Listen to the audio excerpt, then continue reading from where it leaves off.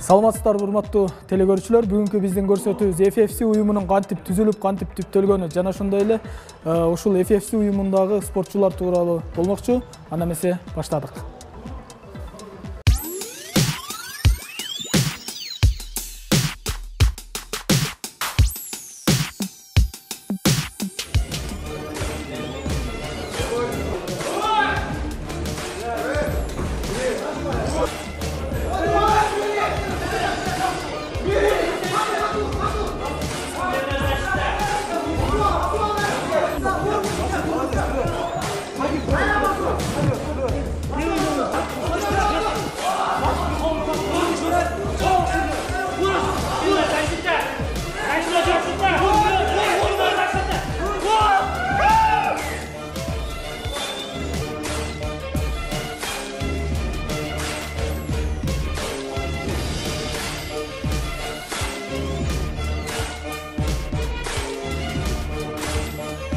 Мен FFC уюмуна быйыл жаздан катыша баштадык.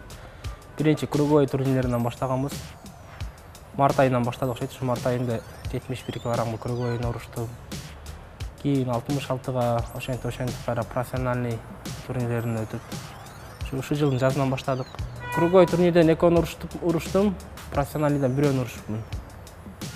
77 килограммга уруштум. Биз эми буга чейин көп эле уюмдарда урушуп келдик. Анан FFC'ге уруша баштадык. FFC'ге уруша биринчиден ушу жакшы уюштурат. Анан көбүнчө турнирлерин дагы ушу түштүк регионунда өткөргөн үчүн биз дагы барып катышканга шартыбызга да жакшы беттештерди коюп берет, жакшы тандаштарды коюп берет. Бир гана мен эмес, ушу биздин клубдагы балдар дагы урушуп келишет. Жакшы кабыл алып, жакшы деңгээлде жакшы өткөрүшөт. Уюштуруу дагы сапаты жакшы. Бул Дагестанда өтүп келген экен, буга чейин Дагестан, Россияларда, Бишкекте өтүп келген экен.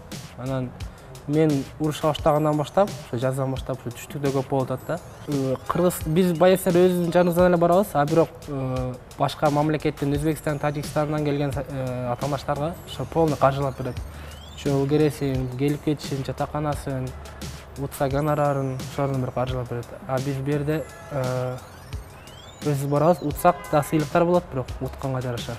Өзү буга чейин бул спортко өзү келгениме 2 жыл болуп калды. Сентябрда 2 жыл болот. Буга чейин күрөшкө кызыгып жүргөм, кийин ушу негедир ушу спортко кызыгып кеттим. Бир катышып көрүп, ошондон ары уланып, кызыгым күчөп кетти. Күндөн күнгө кызыгым күчөп, тренировкаларды калтырбай, биринчи черезден келип, кийин баары күн сайын болуп, ушинтип кызыгып кетти ошо. Шу келген сайын кызый бересиң, анан беттештерге чыккан сайын, уткан сайын, жеңиштин даамын таткан сайын ого бетер.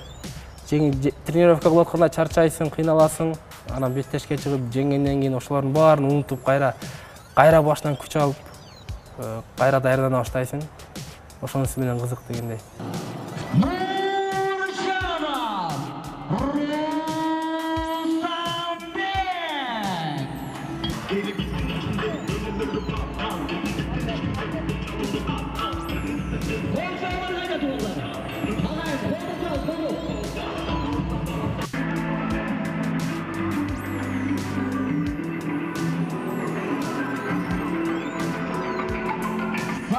Последний бой, титульный бой, вейс, клуб Айкун Мамат, тренер Саидов Русанбек.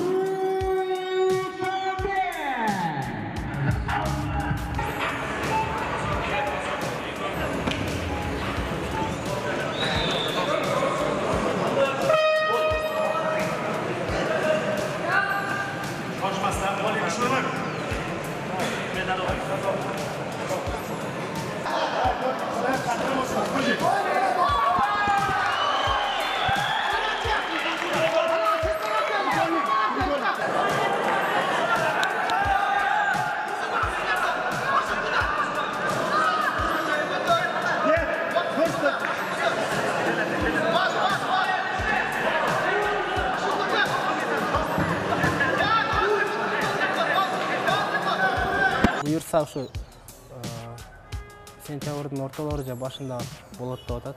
Ошого даярданабыз. Бир атаңдашым вызов таштады эле, ал ошо мененби башка менен болуп ушу бир кур чөмбөттешем, Кудай кааласа. 66 килограммда ошо кур чөмбөттешебиз. Тренерлердин айтканы угабыз, ошолордун мээнети да бул жерде. Өзүм агайым ушу Саитов Руслан. Ошол түзөт, ошол эмне десе, кандай эмне кыл десе ошону кылабыз. Кайсыга урушасың, кайсыга урушпайсың, кайсы килограммдан бери ошо полный ошо агайым чечет. Ошонун айтканын кылып келе атабыз. FFC'нин гана эмес, дүйнөлүк аренадагы чоң промоушндар бар. Чет өлкөдөгү океандын ар жагындагы максат ошол жакта. Ошол жака чейин барабыз деген үмүтүбүз бар. Аракетиңе берекет дейт. Ошо мээнет кыла берсек, Кудай буйрса ошол жака чейин жетебиз деген үмүттөбүз. Ушул учурдан пайдаланып биринчиден бул дүйнөгө жараткан ата-энеме, бир туугандарыма, досторума, ошондой эле атамдай болуп калган өзүмдүн тренерим Саитов Русланга ошонун мээнети, ошол мээнет кылып атат.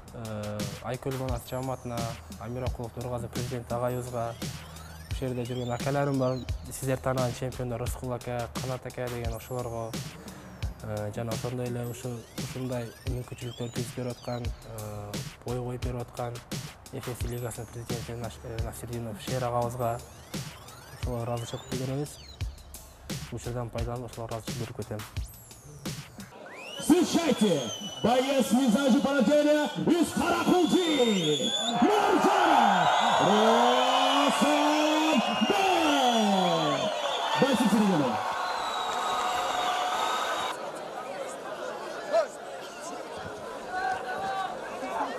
Первый раунд.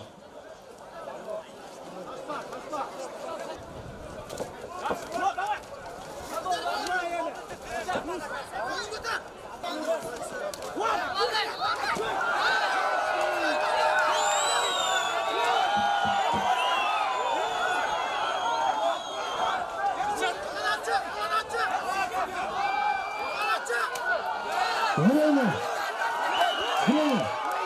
Завершился первый раунд.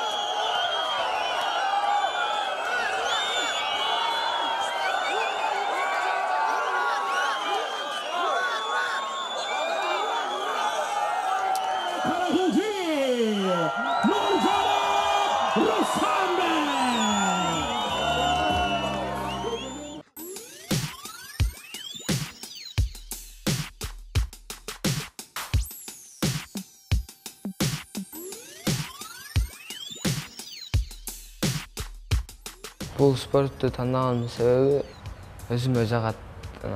Кичинекейимде көп мушташчумун. Кичинемде эле максатым бар эле да, ошо спортко өнөргө катышсам деп.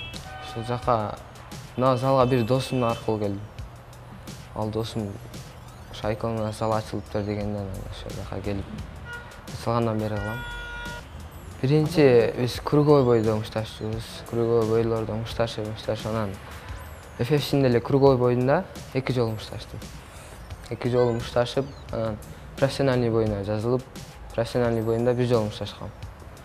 57 килограммда. FFC'нин уюштуруучулары аябай сонун, жакшы уюштурат, боецтерге жакшы мамиле кылат. Анан ошо Кыргызстандын ичинде болгондуктан бизге деле жакшы. Тез болуп турат FFC. Боецтин өнүгүүсүнө спортчунун көп жакшы нерселери бар да. Башка спортчуларга деле айтат элем, FFC уюмуна келип, жакшы өзүнүн карьерасын улантып кетиши үчүн. FFC'де мушташсаң башка мындай чоң организацияларга чыгууга бир мүмкүнчүлүк бар да. Өзүмө ишенем, тынымсыз мээнет кылсаң, өзүңө ишенсең, карьерамды улантып кетишиге ишенем. FFC'нин чемпиону болуп. FFC'нин ошо куруну алыш үчүн менде деле ниетим бар. FFC'нин куруна деле урушам. Урматтуу телекөрүүчүлөр, бул Шер мырза ушул FFC уюмунун президенти. биздин Кыргызстандын спортчуларына шартты түзүп, ушул уюмдан өстүрүп, карьерасын түптөп берген бизден чыган мырзалардын бири. Шер мырза, айтсаңыз, ушул FFC уюмунун багыты кандай, максаты кандай? Сиз президент катары айтып берсеңиз. FFC уюмунун багыты бул жаштарды өстүрүш, жаштарга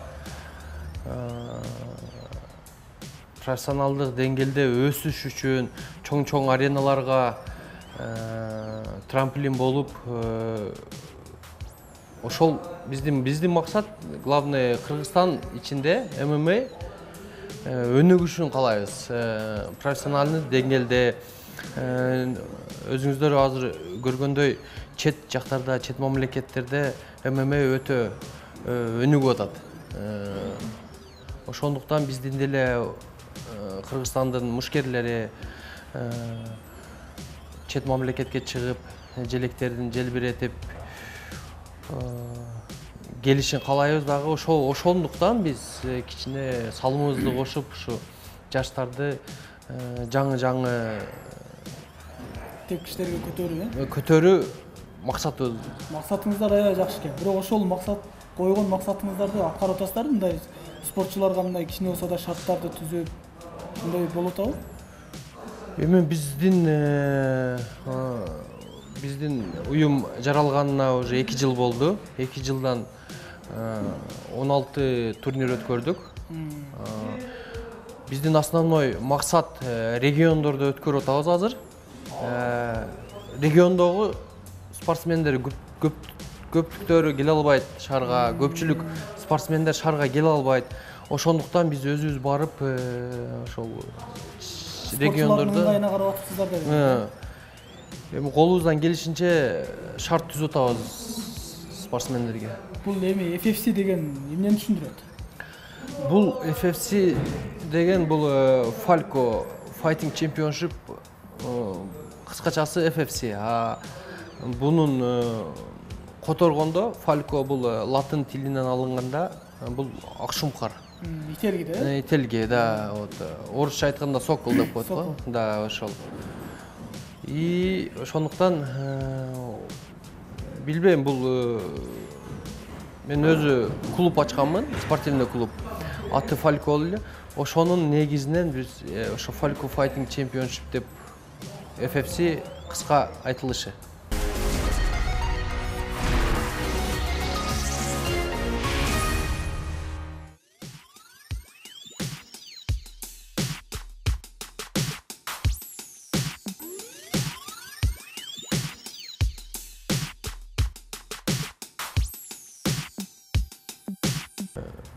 Буйруса биз жакында фонд ачабыз.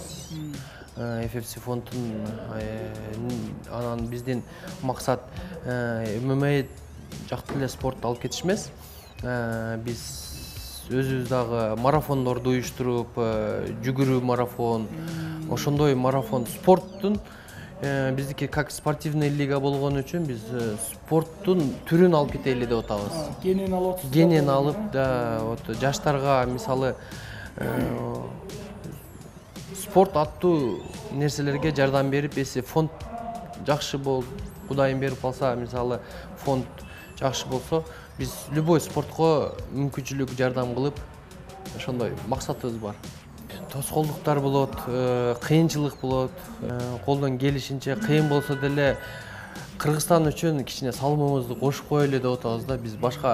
Биз өзүбүз желекти көтөрбөсөк деле, мисалы биз мүмкүнчүлүк болуп калалы, себепкер болойлу, бирөөлөр көтөрсүн ошо желекти. Ошондуктан ниет кылып, аракет кылып, кыйын болсо деле аракет кылып атабыз.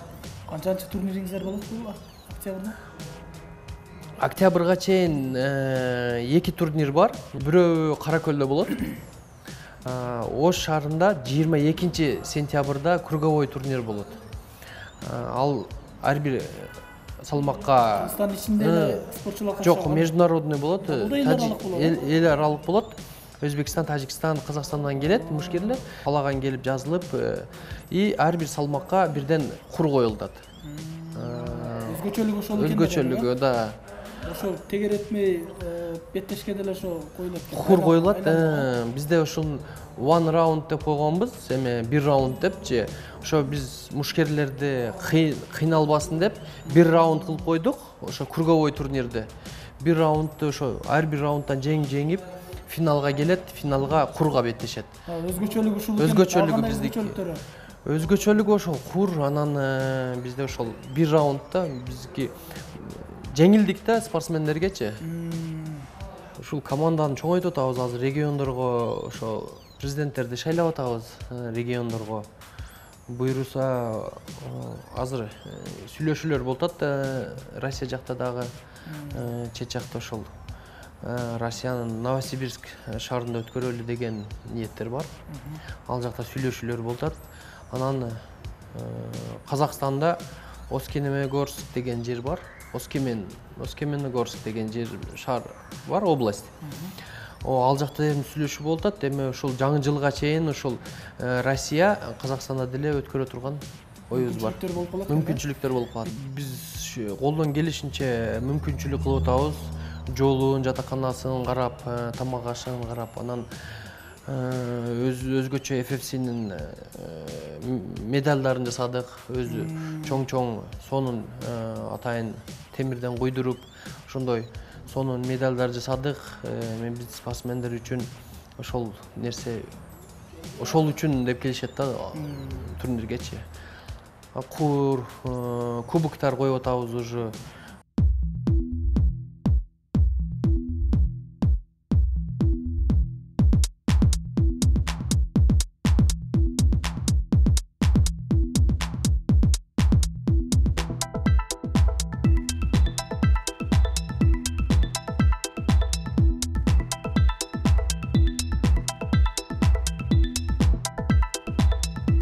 Урматтуу телекөрүүчүлөр, кандайдыр бир бизнестин артынан кууп же болбосо саясаттын артынан саяз түшпөй, жеке өзүн гана ойлобостон өлкөнүн желегин желбиретип, спортчуларга көмөк көрсөтүп, өлкөнүн желегин желбиреткен азаматтарыбыз көбөйө берсин.